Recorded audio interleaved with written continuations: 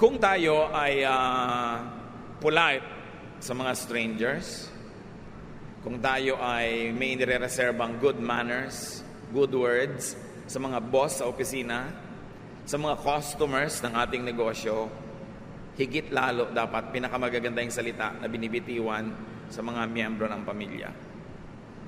Kasi yung customer, pwede namang maputol ang relasyon nyo.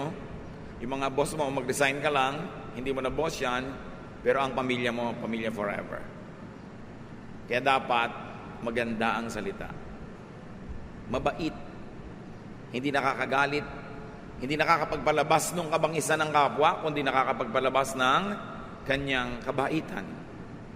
We are polite. If you have to have a happy family, and if you already are happy, and you want to be happier, improve every day on this department. Politeness. Kagandahang